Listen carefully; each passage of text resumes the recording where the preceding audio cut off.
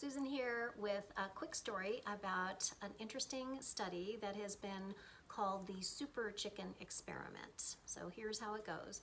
There's an evolutionary biologist by the name of William Muir, and he was studying the egg-laying productivity of chickens.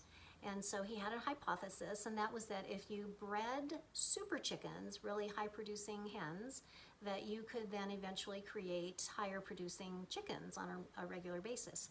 So his experiment had two groups. He had a control group that was made up of average chickens to lay their eggs, and they were left to reproduce over 6 generations. And then the second group was a test group, and that was composed of the higher egg producing chickens to start with, and they were left to reproduce as well.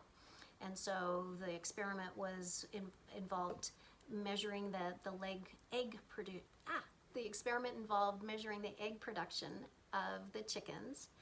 And interestingly, what they found at the end of it all was that the control group had healthier, more feathers, plumper, and higher egg production than when they began.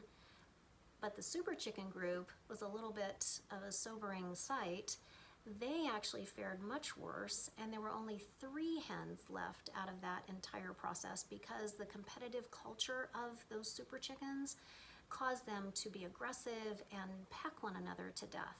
So again, not a pretty sight, and kind of brings a sobering insight to the thought about pecking order. So the connection is clear. Competitive cultures are not sustainable and can produce really wounded people in the process who aren't going to be as productive as they normally could be. And then I have another lens to consider about that, and it strikes me that we ourselves can create in our own minds that sort of super chicken syndrome. We can let that saboteur voice go and run rampant and sort of peck ourselves to death in the process. So if you know people who might resemble that super chicken syndrome, where they're sort of beating themselves up, remind them or yourself that average can actually be much more productive in the long run.